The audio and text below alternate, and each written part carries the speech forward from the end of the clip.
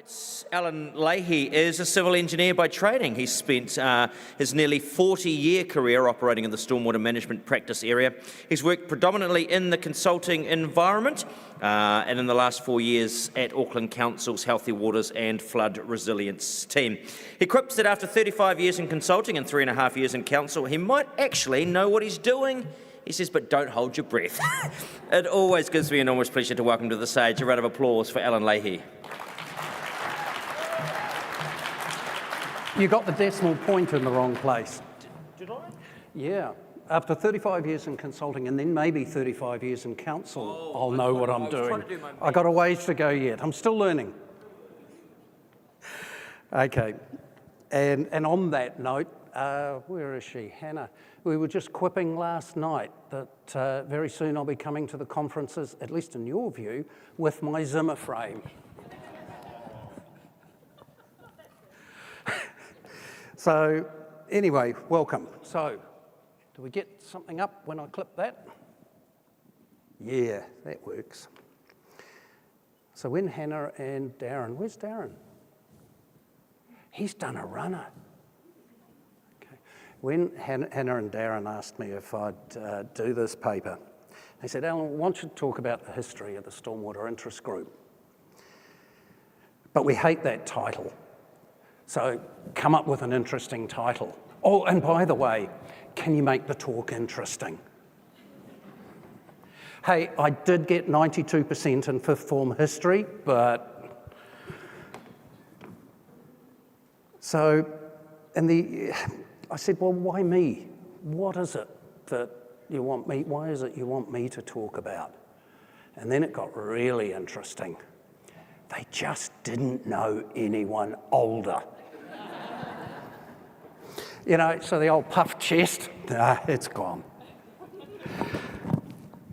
So, I didn't bring my glasses. Okay. So, we have got a more interesting title. Thank you, Tadoda. We have got a slightly more interesting title for the paper, Standing on the Shoulders of Giants. Just as a bit of background, most of you have probably heard that already, that saying. It actually comes from the 12th century.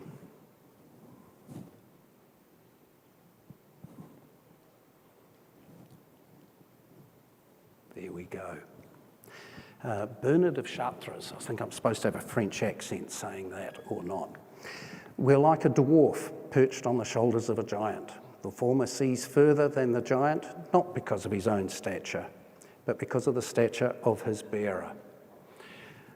So it's actually all about the people who came before us. I mean, clearly it's a metaphor acknowledging the collaborative nature of knowledge and intellectual progress. Our achievements are rooted in the achievements of those who went before us. And I think that's really exemplified in what I have seen over my career, just a couple of years now, of the move in stormwater management, and particularly in the growth of the SIG. I do have a problem in that, well, I've got multiple problems, I guess, but Hannah and Darren only gave me half an hour to talk. Has anyone ever heard me talk before and keep it down to half an hour? It's a real trick. I've spent most of my time preparing for this paper and cutting stuff out.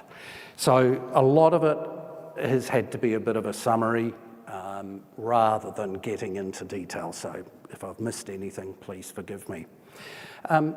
So talking about on the shoulders of the giants and the history of the SIG, there's another little quote. I haven't read the book, by the way, but Terry Pratchett, I Shall Wear Midnight. The past needs to be remembered. If you do not know where you come from, then you don't know where you are. If you don't know where you are, then you don't know where you're going. So just another way of saying something very similar. Now, in pulling this presentation together, I have picked a lot of brains, and I'm really grateful to those people. There's a short list of them, You'll notice in there's a few winners of past Stormwater Professional of the Year, some luminaries in our game, and there'll be a few you don't know, one of which I'll interview shortly, or I'll introduce you to shortly. You remember I said Hannah and Darren couldn't find anyone older than me? Well, guess what? I did.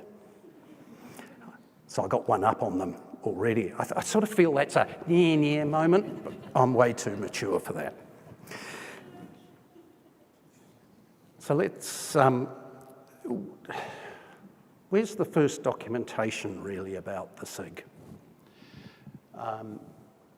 That's that giant I'll talk about. So the first documentation of the SIG, this is a copy. Kat hunted it out for me. Is Kat around? No, she's fantastic. But Kat hunted out for me the copy of the first annual general meeting of the Stormwater Interest Group. Just to blow up the title of that, 2002, Hotel El Carmo in Hamilton. We're now too big to be able to have our conference in a hotel. We need specific conference facilities now. And what I'd like to do now is introduce you to the inaugural chair of our SIG. His name is Roger Hawthorne. You'll see him at the top of that list if you can actually read it. He's now been retired for 20 years. He's 85 years young, a great-grandfather, thoroughly enjoying his retirement. Until that was, I asked him to relive some of the trauma of his working life. He couldn't make it down today. We really tried, but he couldn't make it down here today, so we've had to do a video interview. So I started the interview by asking Roger to describe his work role. So I really wanted to try and start to set the scene. Where were we back? It's only 25 years ago. Where were we back then? So I asked Roger, describe his work role at the time he took on chairperson of the SIG. I was the manager for stormwater planning and operations at North Shore City, but that role wasn't a very old role. It was, be lucky if it was 2 years old. Before I became the stormwater manager, I was the looking after the local authority training enterprise. That was the old depot activities of wastewater and water supply and roading and footpaths and parks and recreation. And I guess if there was some stormwater issues, there was a block pipe, then the wastewater people went and cleared it and sorted it out. There was no sort of stormwater division. I've shown you the draft program for this conference. Is that similar to what you would have been doing at the start, or is there a few subtle differences? We were just getting into catchment management plans and understanding those, trying to get them consented by the ARC, and it was certainly outlining where the tight points were, where there needed to be pipe upgrades and where there needed to be stormwater pipe installations because there was too much overland flow. Coming back then to your role starting the SIG as the inaugural chair of the Special Interest Group, can you recall your aims? Well, there were some that were written down, and that roughly it was to get our head around who were the stormwater engineers in New Zealand. We should start linking them all up together. We should think about future conferences. One of the issues we had then was who's interested. You've still got the people, the manufacturers, some of the stormwater control designs or devices. I mean, the basic things like sacks and the catch pits. That was sort of the beginning. I can remember we put them in the main street of Takapuna City. Kept the cigarette butts. I mean, you were so close to the sea there. Kept the cigarette butts out of the salt water. Yeah, we were also running workshops around New Zealand, introducing people to those stormwater sort of issues. And there was also making sure we got a link with the roading, because stormwater and roading go together. You've seen the draft conference program. How do you think the industry has changed in 25 years. It's very, I'm reluctant to call it scientific, because we are engineers and we do solve problems and we go about it in a good, sensible way. But it's quite structured. Funding's always been a stormwater issue, how you get it funded. Now, of course, there's much more interest in silt, sediment control, contaminants. You're back into roads with the rubbish that comes off roads from cars and so on. It always intrigued me that we use tin roofs and clad buildings and tin, and you get zinc, and then zinc's a contaminant in the silt and the sediment. No one ever does anything about it. It's just accepted. They complain about it being in the silt and the sediment, but people know where it comes from. Don't make much of an effort to get rid of it. The other one is turning stormwater, instead of putting it into pipes and into channels, making it back how it used to be if it just flows over paddocks or through bushland, controlling the flows and the contaminants with those sort of more natural elements. So there's quite a few papers on that type of thing in the conference, I notice. Yeah. Yep. So quite different to perhaps totally different. earlier conferences. Well, there's got to be a better way of doing things. You see it in America, those great big stormwater channels in California and so on, the race cars and there's got to be a better way of, than just collect the stormwater and take it out to the sea. And I notice on the shore just what they've now done to some of the streams, how they're planted, so the flow is still there, but they're much more natural, and why not? They're quite sensible ways of handling it, actually. Quite sensible ways of handling it, actually. Don't you love that? Someone who hasn't practiced in the area for 20 odd years, who hasn't been exposed to the growth of green infrastructure as most of us here have been. And it's a quite sensible way of handling it. I did like his background, and it really exemplifies where we were 20, 25 years ago. A bunch of generalists, mostly civil engineers, coming along into this industry where the paradigm was rapidly changing.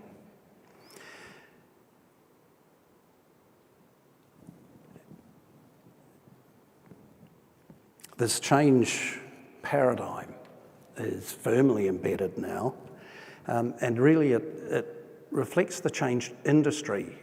And the Stormwater Interest Group, while I've been asked to talk about the Stormwater Interest Group, the Stormwater Interest Group didn't drive the change in industry.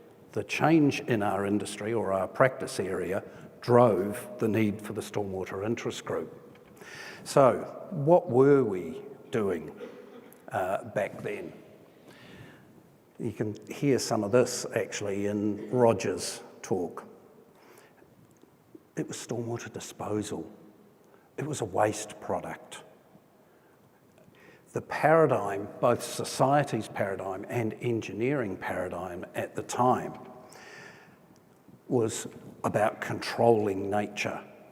I hate that word, controlling nature. And from a stormwater perspective, it was about how can we most efficiently transfer that water from that spot to that spot. That was it. Single outcome. We still don't achieve it very well, but hey, that's another problem. And to achieve it though, we had a whole lot of pipes and channels. We had big pipes, little pipes, even in between pipes. That could be a kid's song, couldn't it? We had channels, we had more channels, and we had pipes discharging into channels. Oh, look at that lovely blue water going into that channel.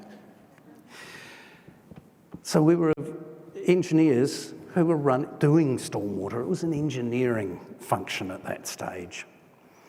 We're really good at achieving a single outcome.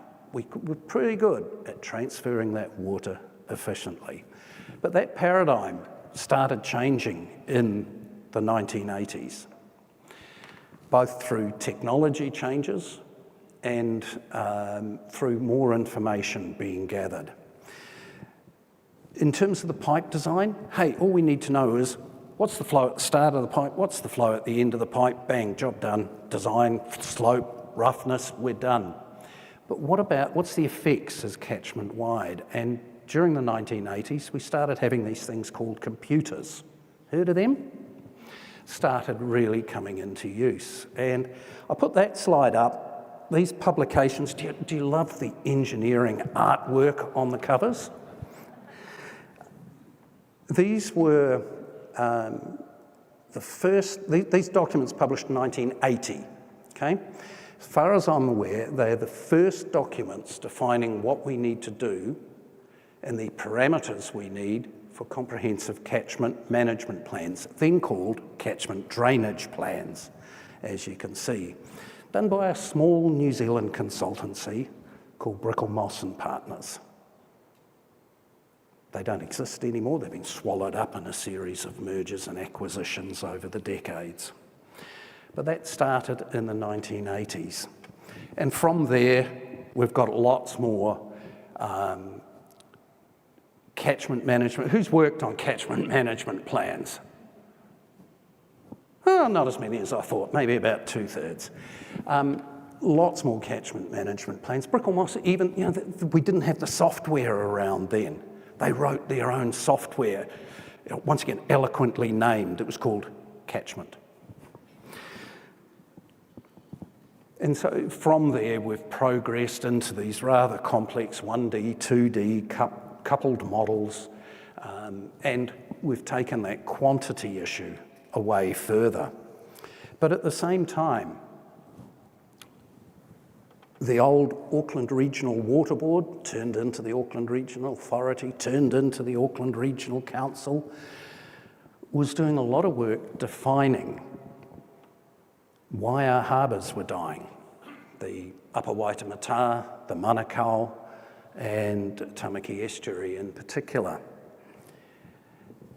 And it wasn't because of industrial discharges, it was because of the silt, sediment and contaminants discharged on a continuous basis through our stormwater systems. So there's dozens, if not hundreds, of reports through that period from the 70s through to the 80s, 90s, and still being published now, identifying these causes and effects. But they didn't know how to deal with them. They didn't have the expertise in-house or even in the region to come up with the solutions. So they went hunting internationally. And they linked up with this fella who was running the Chesapeake Bay program in the state of Maryland. Anyone know who that was? Earl Shaver. Well known, on just about all our published documents, especially around that time, you'll find Earl's name. So the management at ARA then, had the foresight to say, hey, we've got a problem, we need to find a solution. And they imported someone from the States to help with that solution. Now, I mention Earl not because he's ever been part of our Stormwater Interest Group, because he hasn't, but he has a real legacy in stormwater management in New Zealand. He has impacted pretty well everything we do now as our paradigms have changed in stormwater management, from the drainage paradigm through to whatever the paradigm is now. What do we call it now? I mean, we've been through treatment, we've been through stream protection, low impact design, water sensitive design. I'm not quite sure how to term the paradigm we're in now. But Earl had a significant effect.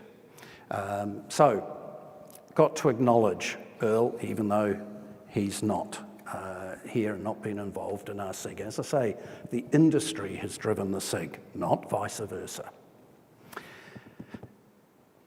Documentation that came out from Earl's work. The first version of TP10, that's my rather dog-eared copy of the cover of my rather dog-eared version. October 1992. Stormwater Treatment Devices Design Guideline Manual. First update of that came out in 2003. The reason I put the two of them up there is a subtle change in title.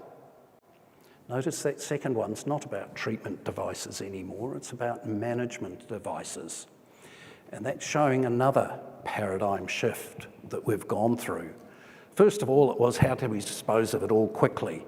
Secondly, how do we take the contaminants out? Now, hang on, there's a whole lot of other effects. What's happening to our freshwater systems? We're killing, with the volumes of discharges and rates of discharges, we're eroding our streams. That's affecting the aquatic environments. So we have evolved as we've gone through. I just also wanted to mention someone else. There you go, Peter. Didn't miss you guys. Christchurch City Council 2003 published Waterways, Wetlands and Drainage Guide. Another, in my view, visionary document. Christchurch were the first ones in the country to say, hey, you know, that Auckland stuff, what they're doing up there, that's really cool, that's great, but it doesn't address our issues. So there's an acknowledgement there. The issues are not the same. We haven't got the same receiving environments up and down the country. So we had the Waterways, Wetlands and Drainage Guide. I'm just going to read one of the introductory paragraphs to that. The Christchurch City Council is taking a values-based approach to management of the natural and physical resources that make up Christchurch's system of waterways, wetlands and drainage. Design and management for the 6 values is a requirement of the Waterways, Wetlands, Natural Asset Management strategy.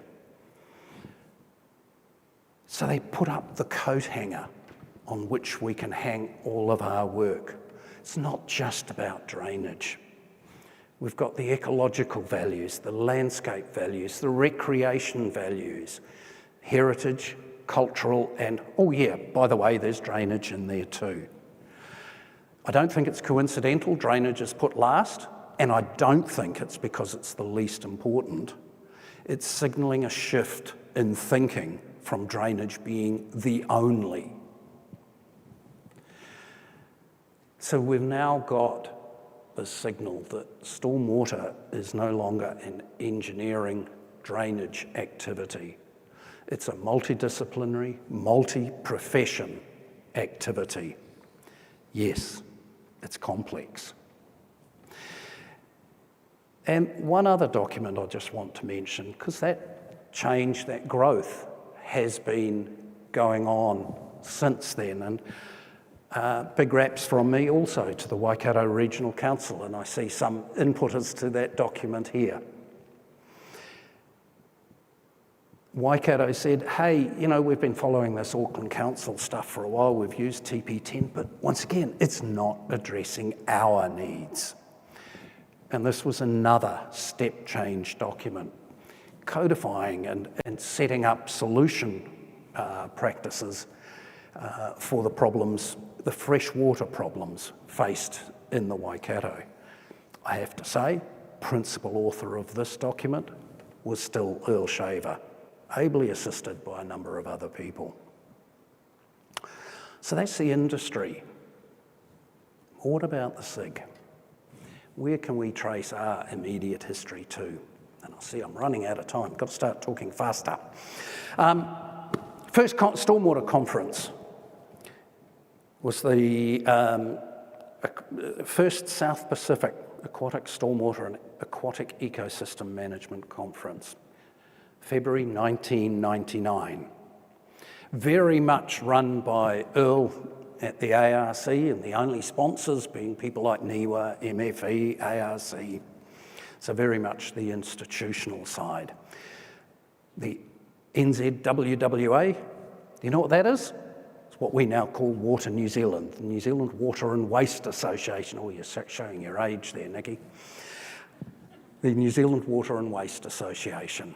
And even that title has changed. Then In 2001, we had the second South Pacific Stormwater Conference. Do you like the tagline on that? Rain, the forgotten resource.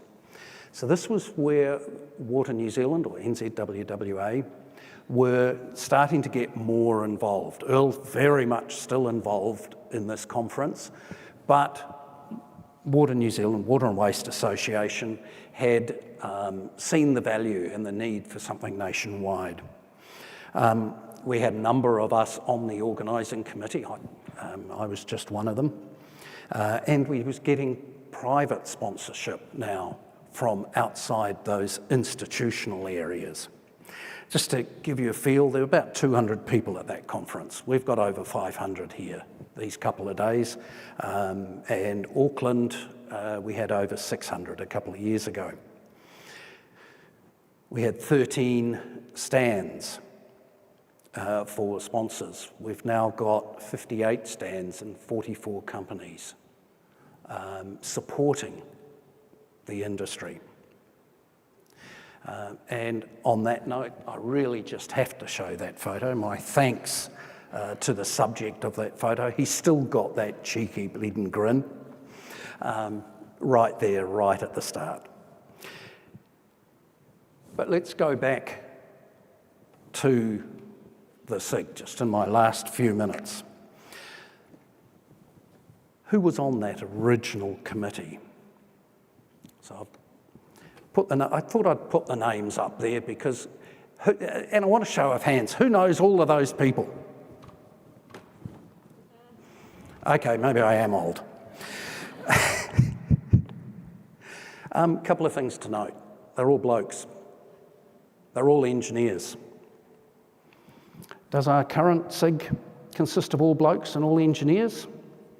No, not a chance. We've grown in many ways. The function, as Roger said, very much was a function focusing on conferences and raising awareness.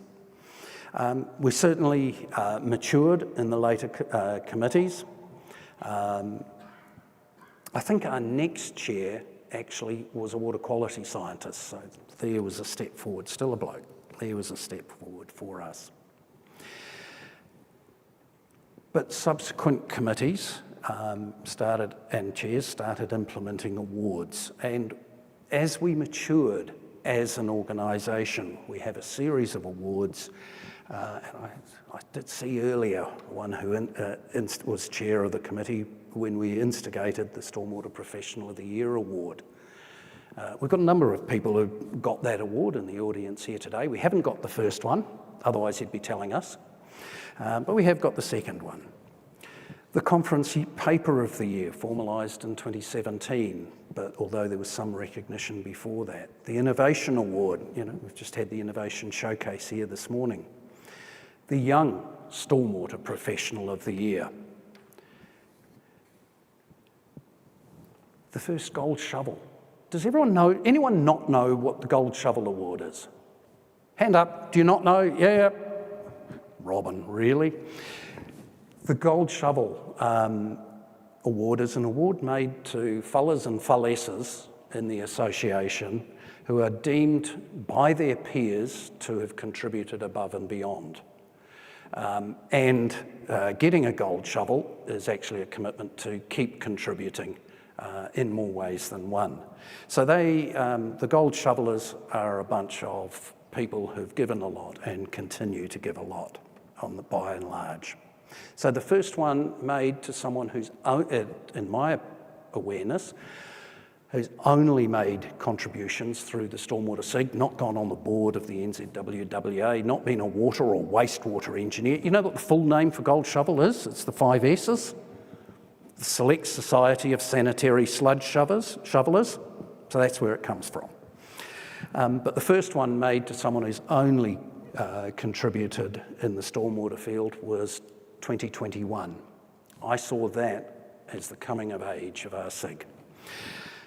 We now have Poster Paper of the Year, really well represented this year, Best Presentation at Conference, and of course the Stormwater Project of the Year, and I'm really looking forward to the outcome of those awards tonight. Now, I said past, present and future. So I also wanted to do one other interview. I actually wanted to do 2 interviews, but don't tell my boss I've cut his interview. Don't tell him. Yeah, I know, he's sitting right there. You promised. Yeah, I promised to cut it. Okay, but I did one other interview, and I do want to play that now with Charlotte Arcus, winner of last year's Young Stormwater Professional of the Year. Again, I started by asking Charlotte to describe her background in the industry, and that's where we come in. It took me a while to find my passion in stormwater. So I've been working for 10 years, but it took me a lot longer to find that. At the beginning, I acted as a sponge, and I took on every opportunity that I could to learn anything and everything about general civils and develop my skill sets there. And it took 6 or 7 years before I realised that I was actually drawn to stormwater projects. I think it was mainly because of that positive ripple effect it can have on the environment. Can you describe what winning the Young Stormwater Professional of the Year meant for you, and do you expect it's going to change anything in your career for you? Honestly, winning the award, massive milestone in my career. I'll admit, I was feeling pretty uncomfortable putting myself forward, and so what it meant for me was through the process of applying, I actually reflected on my career, and I kind of, I guess I found like a renewed belief in myself, which was really important. Another thing that was like probably even more important is that I realised that I have been shaped and supported by so many amazing people from our industry. So looking ahead, I've been shaped by so many people, and I really want to give that back. So that's the first start, and I want to use the visibility you often get with awards like this to advocate for the Wonder Projects Water Challenge. I told you that they're rolling it out in schools this year, and now that I'm a mum, being able to connect with kids is more important than ever. Why did you join the special interest group, and what is it about what the special interest group does that you value? So I joined the Stormwater Special Interest Group to connect with like-minded professionals. I think there are a whole heap of passionate people who really want to see positive change in the stormwater industry. I value the opportunities to network and to learn about changes in our industry. So each year, honestly, I just think the volunteers behind the Stormwater SIG do such a fantastic job at the Stormwater Conference in particular. You can see the energy that they put into it. Everyone gets such a buzz over being able to connect with other people, with new ideas, with opportunities. We all leave very inspired. So I love that they're doing that. I heard Sarah Nolan once said that this is the best working week of the year at the conference, and I completely believe it as well. And so, so much so that I'm going to be coming back even though I'm not working this year. I am going to stop it there because I've gone a little over time. Sorry, Charlotte. Just to finish off, I've got lots of comments I could make, but look, people are what we do, and there's a whakatauki that I first heard actually from a distinguished fellow of Engineering New Zealand. He aha te mea nui. He tangata, he tangata, he tangata. What is the most important thing? It is the people. It is the people, it is the people. The longer I've gone in my career, the more that has resonated with me. And thank you, Charlotte, for number 1, taking this photo, and number 2, allowing me to display it here. I think this photo just exemplifies what it's all about. By the way, young Sebastian has his own registration for the conference. But really, what will the world look like? What will the SIG look like when young Sebastian gets to be Roger's age? And what are we doing to make the world a better place? Thank you.